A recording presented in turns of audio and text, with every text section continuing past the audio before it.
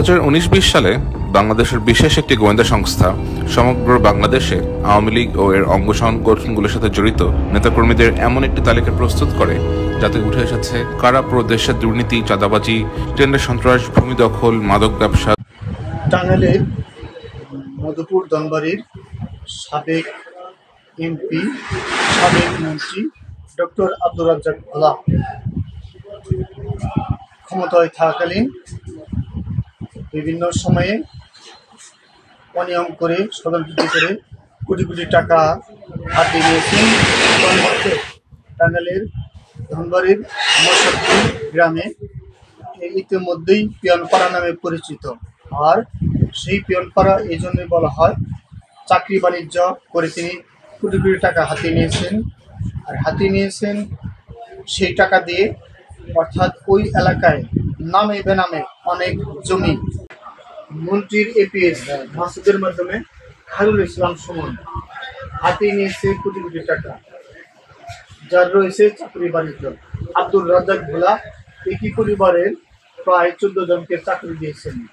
আর সেই ধনবাড়ি মুরসুদ্দি দক্ষিণ পাড়ার সুমনের পরিবার কালীহাটির খাদ্য গোদামে চাকরিরত অবস্থায় আব্দুর রাজ্জাক গঙ্গাচর এলাকায় তার গ্রামের বাড়িতে সিন্ডিকেটের মাধ্যমে গড়ে তুলেছেন কারিগরির টাকা।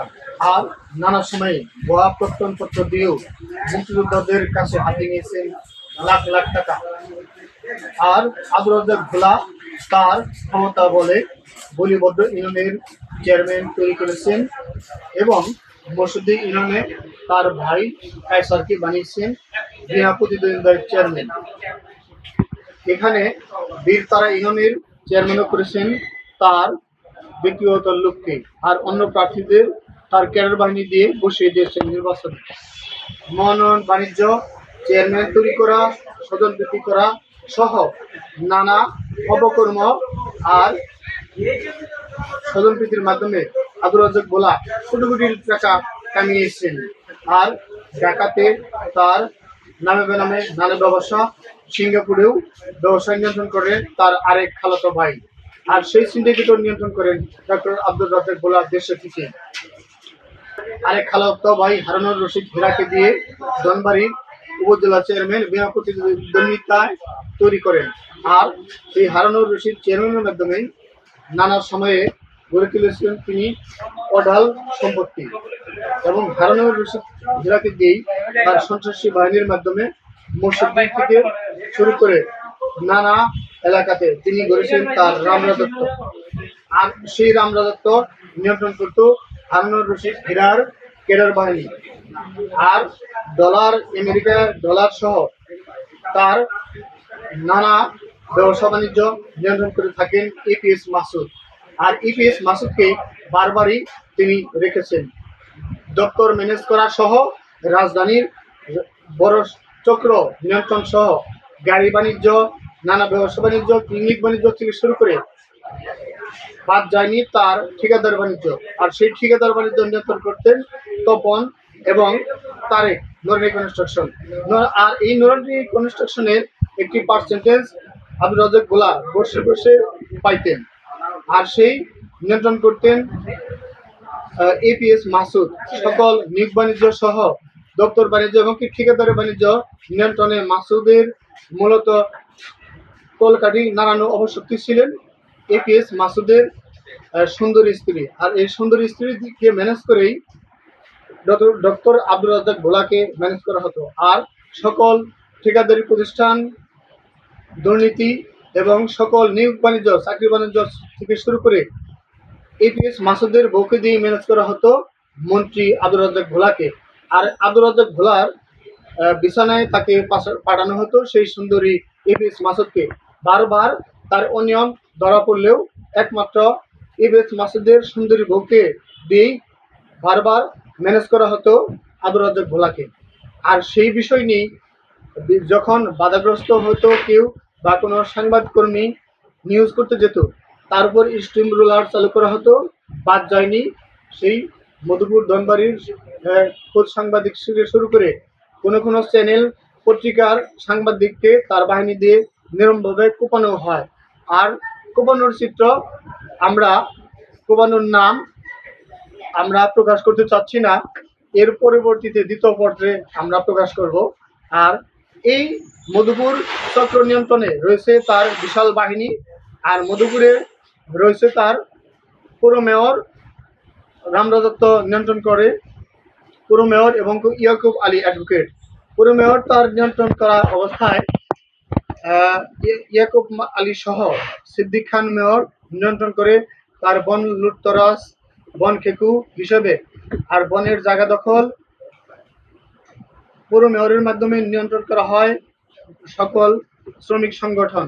সম্প্রতি এই বিষয় নিয়ে যখন মধুপুরের মেয়র, সাবেক মেয়র মারা যাওয়ার পরই সেই সরকার শহীদের জায়গা দখলে নেয় সম্প্রতি সিদ্দিক খান, অর্থাৎ আব্দুর রাজ্জাক ভোলার নিয়ন্ত্রণে থাকাকালীন এই কুকর্ম চলিয়ে যায়। আর সেই কুকর্ম নিয়ন্ত্রণে মদতদাতা দিয়ে থাকেন আব্দুর রাজ্জাক ভোলা।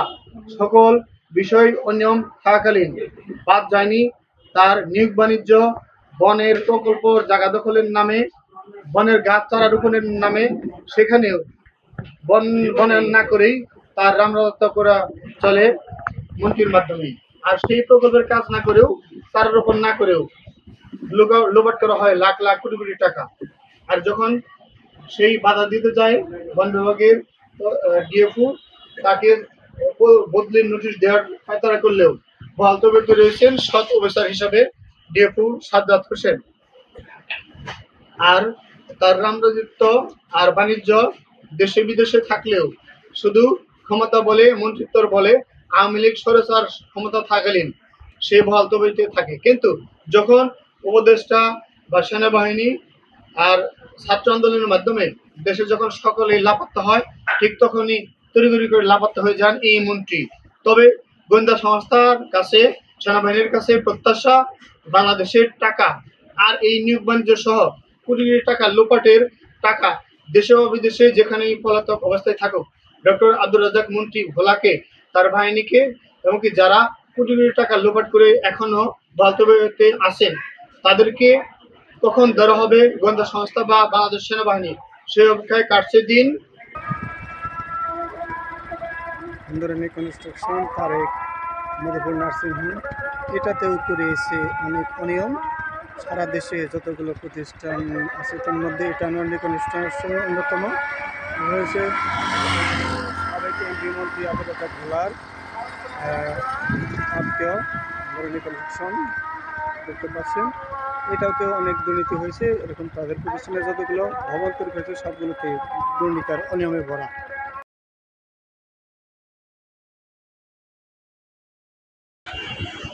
মধুপুর ধনবাড়িতে পাশাপাশি রামরাজত্ব গড়ে তুলেছে আবু খা উপজেলা চেয়ারম্যান।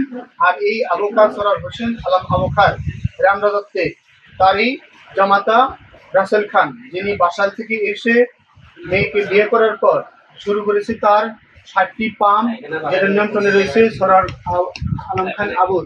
বাংলাদেশের বিভিন্ন হাই রুটে 60টি পাম্প, ফিলিং স্টেশন এবং সরার হোসেন খান আবু খার নিয়ন্ত্রণাধীন তার মেয়ের জামাতা রাসেল নিষিদ্ধ সীসা, ব্যাটারি জ্বালানো তৈরি করে পরিবেশের উপর মারাত্মক বিপর্যয় তৈরি করছেন।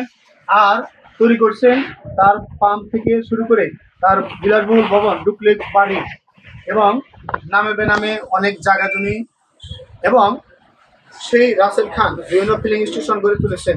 কিভাবে এত টাকার মালিক হয়েছেন, অট্টালিকা বিলাসবহুল মালিক হয়েছেন, তা যেমন গোয়েন্দা সংস্থার নজরদারি প্রয়োজন। আর বিভিন্ন সময় এনএসআই রিপোর্টে আমরা জানতে পেরেছি রাজনৈতিক অবস্থায় দুর্নীতি করে কে কত হাজার টাকার মালিক হয়েছেন। ইতিপূর্বে আপনারা 2019 সালের একটি এনএসআই রিপোর্টে দেখেছেন সরার হোসেন খান আলম আবু এবং তার মেয়ের জামাতা এখন 2019, 20, 21, 22, 24 সাল পর্যন্ত তাদের টাকার অঙ্ক দাঁড়িয়েছে প্রায় 700 কোটি টাকার মালিক তারা এখন। আর এই দুর্নীতি করে, অর্থাৎ আওয়ামী লীগ সরকার ক্ষমতা থাকাকালীন এত টাকার মালিক কেউ হয়েছেন, সেই আয়ের উৎস এবং দুর্নীতির বিষয়গুলা গোয়েন্দা সংস্থার নজরদারিতে এবং বাংলাদেশ সেনাবাহিনী এবং প্রধান উপদেষ্টার সকল বাহিনীর উপর করা নজরদারিতেই এই দেশের সম্পদ এবং টাকা যাতে সরকারি কোষাগারে জমা হয় এবং কি এগুলো বাজেয়াপ্ত করে সরকারের কাছে নেওয়া হয়, এটাই প্রত্যাশা করছেন সুশীল সমাজ এবং বাংলাদেশের সচেতন নাগরিকগণ।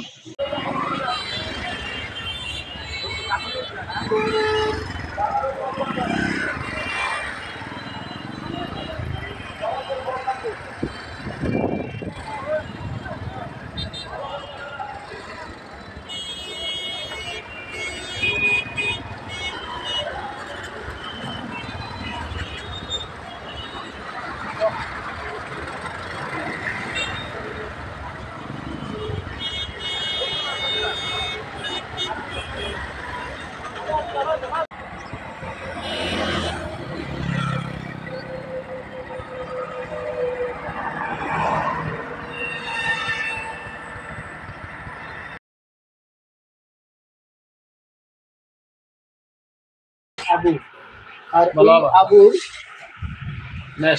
আলম খান আবুর যে অনেকগুলো ইউপি চেয়ারম্যান আছে, তার মধ্যে অরণ ক্লাব চেয়ারম্যান রহিম আহমেদ, তিনি দীর্ঘ বছর যাবৎ চেয়ারম্যান থাকাকালীন অরণ ক্লাব চেয়ারম্যান রহিম আহমেদ সামাজিক বনায়নের নাম করে বিভিন্ন অঞ্চলে সামাজিক বনায়নের নামে কোনো গাছ নাই, শুধু কলা বাগান।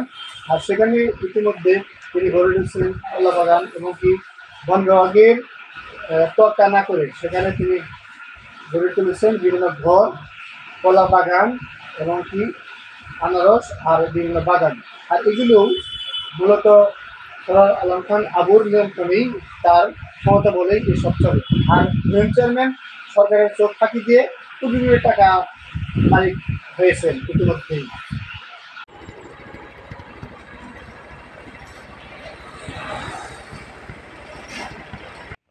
একই বাগান, এটাও হালিমার রহিম কলার বাগান, কি সুন্দর কলার বাগান রহিম চেয়ারম্যানের। এ গড়ও ভাল লাগলো মধুপুরের দৃশ্য দেখে।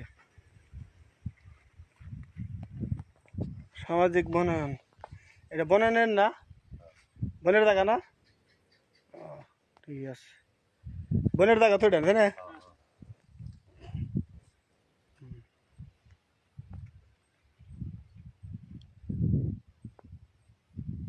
বিস্তারিত এরপর অপেক্ষা থাকবেন, পরবর্তী আমরা নিয়ে আসবো আরো রোমহর্ষক নানা কাহিনী।